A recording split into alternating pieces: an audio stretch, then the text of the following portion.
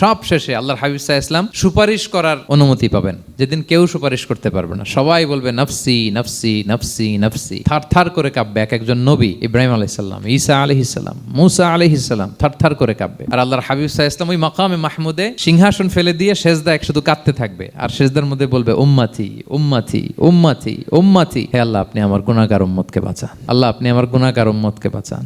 আল্লাহ, আপনি আমার গুনাহগার উম্মতকে বাঁচান। আল্লাহ তাআলা এটা সহ্য করতে না পেরে জিবরাইল আলাইহিস সালামকে বলবেন যে ওয়াসআলহু মা ইউবকিক, জিবরাইল যাও জিজ্ঞেস করো তো আমার বন্ধু এত কাঁদে কেন, কি চায় জিজ্ঞেস করো। তো আল্লাহর হাবিব সাল্লাল্লাহু আলাইহি ওয়াসাল্লাম বলবেন আল্লাহুম্মা উম্মতি উম্মতি, আল্লাহ আমার উম্মতকে বাঁচান, আমার গুনাহগার উম্মতকে বাঁচান। আল্লাহ তাআলা এবার জিবরাইল মারফত বলবেন যে ইযহাব ইলা মুহাম্মদ সাল্লাল্লাহু আলাইহি ওয়াসাল্লাম, যাও মুহাম্মদের কাছে যাও, ওয়াকুল লাহু, তাকে বলো দুনিয়াতে যেমনি কখনো কষ্ট পেতে দেই নাই, বারবার তাকে হ্যাপি করেছি, খুশি করেছি। ওয়া ইন্না সানুরদিকা ফি উম্মাতিকা ওয়ালা নাসুউক, আজকের এই কঠিন দিনেও আমার হাবিবকে আমি কষ্ট দিব না, তার উম্মতের ব্যাপারেও তাকে আমি খুশি করে দেব, তার গুনাহগার উম্মতের ব্যাপারেও আজকে মুহাম্মদ সাল্লাল্লাহু আলাইহি ওয়াসাল্লামকে আমি খুশি করে দেব।